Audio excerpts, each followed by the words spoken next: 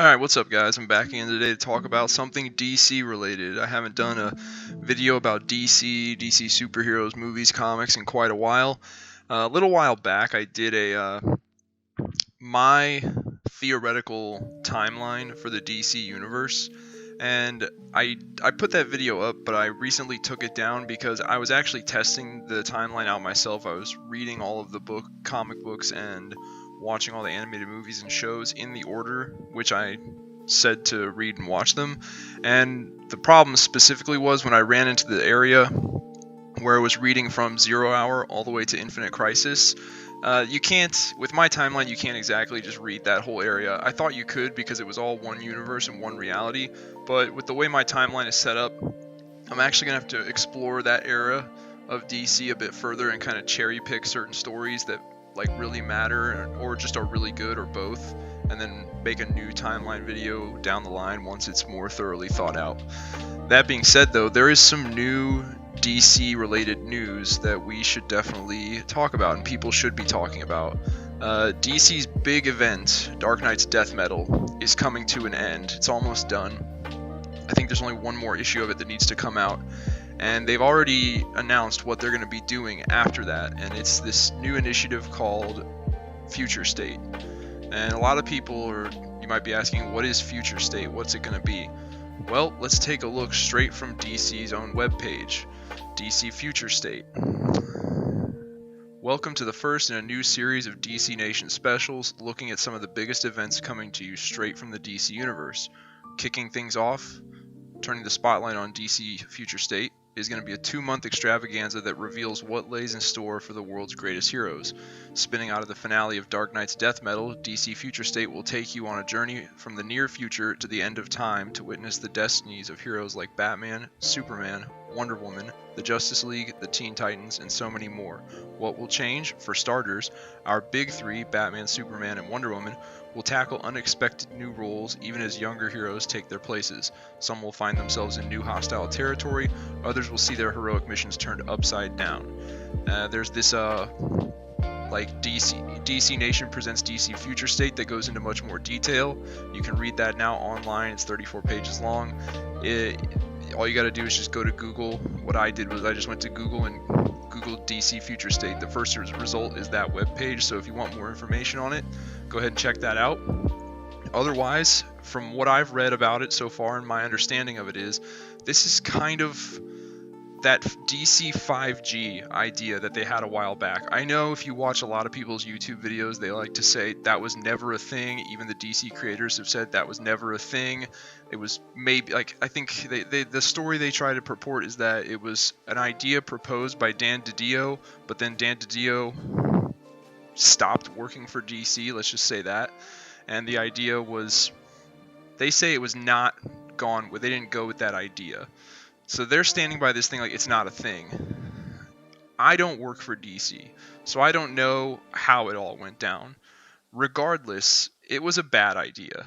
Their idea was, without even getting any idea whatsoever if the fans were going to like it, they were going to jump into this new altered timeline of DC where everything happened and everything took place, and they were going to adjust a lot of the characters' ages. Wonder Woman, her origin story was going to be moved back to like fit her movies, kind of. I think it was going to be World War II though, where she was first introduced, and she was going to have inspired the JSA. They were going to update Bruce Wayne's age to fit his actual age. He was going to be like in his 70s or 80s, going to kind of go with a Batman Beyond vibe, and they were going to have someone new take over for being Batman. Jonathan Kent, Superman's son, was going to be the new Superman. And this idea got a lot of heat from people, mainly because anytime DC's tried to like replace their main characters, the ones that are beloved by people, the ones that have endured for 80 something years, it's never lasted. People just don't really like it, and they always end up going back to, in one way or another, they always end up going back to Bruce Wayne Batman, Clark Kent Superman, so on and so forth. And so that idea, the 5G thing, never happened. It did not come to be. Let's just leave it at that. But now that Dark Knight's Death Metal is ending, it seems like they've kind of taken the 5G idea and tweaked it a little bit, and now we're getting DC Future State. Right off the bat, if you've watched a number of my videos on my channel, especially the ones with me and my friend where we do like the longer sessions of us discussing nerd topics, you can tell we are not shy about talking shit. Like if we think something is a bag of ass, we're gonna let you know. I don't work for DC. I'm not sponsored by DC or any of these people. I don't have a stake in the game, other than that I'm a fan, and I'm gonna give my honest thoughts on this stuff as a fan. That being said, even though I have a high capacity for talking shit when I don't like something, I'm capable of giving credit where credit is due, and I will say that this seems like a smart idea. So what we read there on that page is it said a 2-month initiative, and those 2 months, it's going to be January and February, and I think maybe still like the first week of March. All of DC's comic books that they publish for that period of time are going to take place in this future state. And these are going to be a bunch of like one-offs and little, like it's like an anthology series. They're going to try a bunch of different things. They've got an idea worked out for Batman down the road in the future. They've got in this future state. They've got an idea worked out for Superman, for all these characters and all these teams. And they're going to kind of test it out over a 2-month period. I guess you could say a 9-week period. And I think then they're going to go back to a more current era in the timeline, you know, just coming off of Dark Knight's death metal. But they're also going to be looking back at how well this future state thing did. And I think they're going to be looking at it as, okay, which of these ideas that we tried in this future state, which one did people like? Which ones did they respond to well? Which ones did they not like? In other words, they're going to kind of, rather than just throw this new initiative in our face like they've done so many times before, they're going to test it first and see how well it does. And I mean, it could do so poorly that they just scrap the whole thing altogether, or it could do, you know, some of the ideas could be good, some could be bad, and then they're going to work their way based off of that. I do think that, like, in this day and age, we're going to see a lot of people really like some of these ideas that they try out here, and like they said in that little snippet we read on that website, these stories of this future state, they're going to be taking place from the near future, you know, maybe like 5 to 10 years in the future of where we're at currently in the DC timeline. And then they're also going to take us to the end of time altogether. So that's a little weird, because if you set something up where it's 5 years in the future, and people really like, let's say, you know, the new Batman idea for the future, let's say it takes place 10 years into the DC future. Just because we like it in this future state, just because we like that it's out there, like that's what we're heading towards, that doesn't necessarily mean we want to just like hurry up and get there, you know? So I think they might be digging themselves in a hole with that. The only change I would have made to this initiative that they're trying is when it comes to the whole future state and what eras these different ideas for Superman, Batman, Wonder Woman, how far into the future they take place, I would have left that kind of ambiguous, and that allows them to play around with it a little more when the time comes. It's like, okay, people liked this idea, but they're not ready for it yet, so we can take our time working our way there. We don't gotta we didn't promise to people that it's 5 years in the future, so we gotta go ahead and start getting there. And then also, if you promise people that it's 5 years in the future and the idea sucks, then you should scrap the whole thing. But I don't know.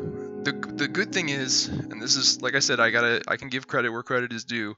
It seems like they're learning, and rather than just shove a new initiative down our throats, hoping we like it, they're testing it. And that's a good thing. They're testing the waters first. They're not just coming at us with this idea of, we're the creators, you're the consumers, you take what you get, here it is, you like it or you don't, fuck you. They're not doing that. They're testing it out first. Now, that being said, when it comes to this whole thing with future state, it's not my first choice. I've been purporting for a long time that my first choice would be reboot all of DC. But I can see why that's not a good idea or the best idea from their perspective, because they've tried it before and it doesn't work. That's essentially what the New 52 was. It was just like, hey, let's just, everything that came before Flashpoint, let's just throw it out the window and let's start fresh. And they tried that, but they also didn't really commit to it wholeheartedly. They kept a lot of the characters' pre-Flashpoint timelines intact. namely Batman and Green Lantern. Now with Batman, that didn't really cause too much of a problem, but with Green Lantern it really does, because I'll give you an example. Green Lantern, for the whole Green Lantern Corps and that whole story, it was in the pre-Flashpoint, it was directly intertwined with the Superman story, because in the 90s, Hal Jordan, the number one Green Lantern of Earth at the time, went absolutely crazy, murdered the entire Green Lantern Corps, and became evil as hell.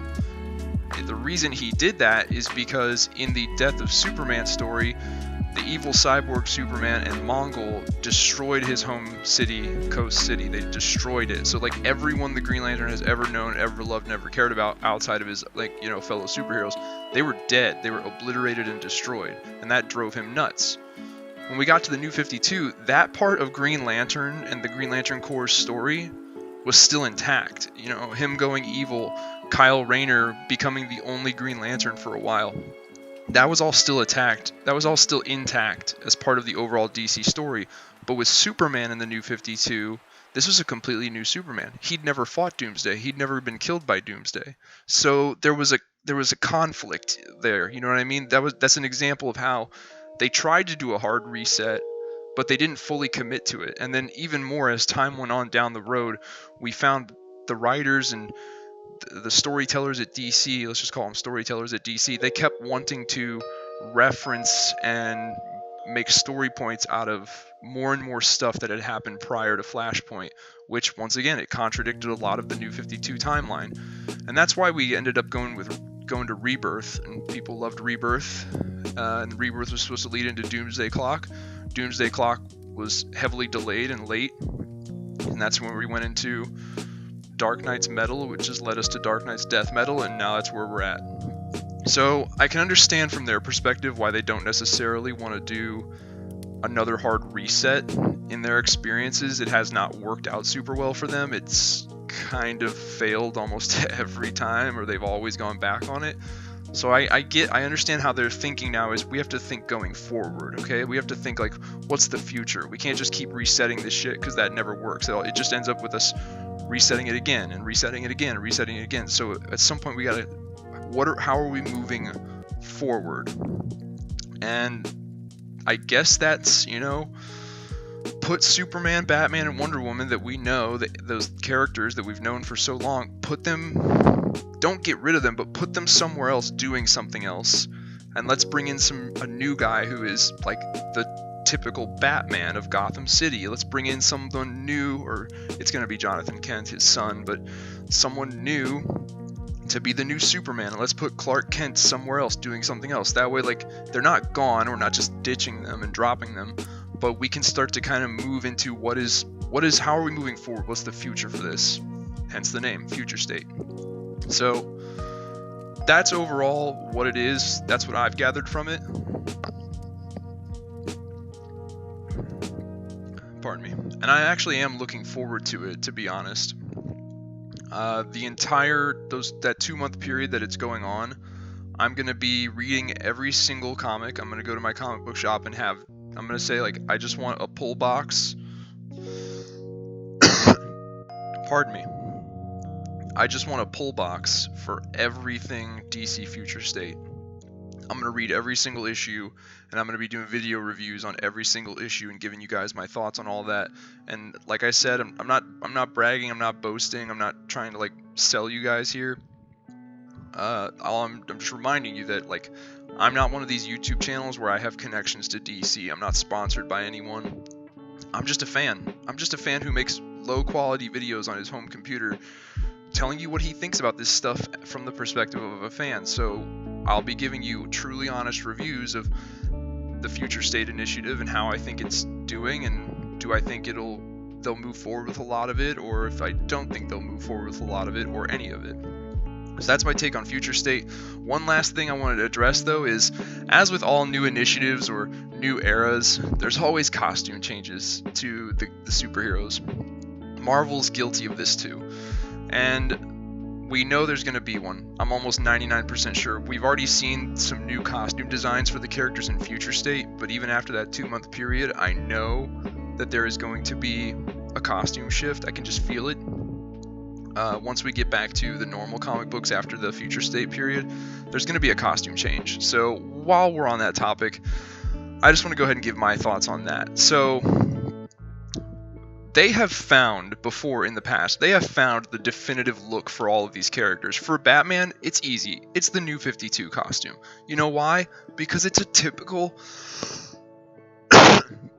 I'm so sorry, excuse me.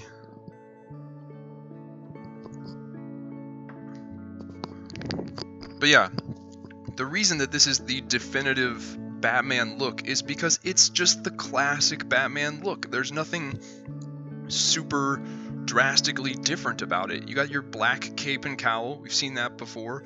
Black gloves, black boots, we've seen that before. Gray bodysuit. It does have some more like seams in it that give it a more like armored look. And by the way, just on a side note, just because you're trying to make a character look armored doesn't mean they need to be shiny in any capacity. Like most body armor, modern body armor these days is not shiny. So it looks protective, it looks durable, but it's still just a gray bodysuit. We've seen that before. A golden, bronze, brass looking utility belt, or it could be a leather pouch one, doesn't matter. Seen that before. Black bat symbol across the chest, we've seen that before. There's nothing about his New 52 look, especially in this version of it right here, that's drastically different, but you know what makes it the nice modern update? There's no fucking underwear, alright? That is something that came from way back in the day, in like the 1930s, where like you had carnival strongmen at the circus who always wore like the underwear on the outside of their leotard pants or whatever, and it was, I don't know what it was, luchador wrestlers did that shit too, back in, like, it's this antiquated concept of like this is how manly strong men dress. No, it's dumb. Wearing the underwear on the outside of your pants is dumb. There's no reason for it, and that's what I loved most about his New 52 look. Same with Superman's, is that yeah, it was pretty much a typical Batman. They just dropped the stupid underwear on the outside. I was really upset when they brought those back about a year ago or so. And then with Superman, his New 52 costume wasn't bad, but personally I was not a fan of the high collar that he had on the New 52 costume. And then with his Rebirth costume, the first one, not bad. They got rid of the collar, and from the boots up, it's just the New 52 costume with no collar for the most part. I was not a fan though of the solid blue boots, just this little red band. But then not too long after that, they went to this.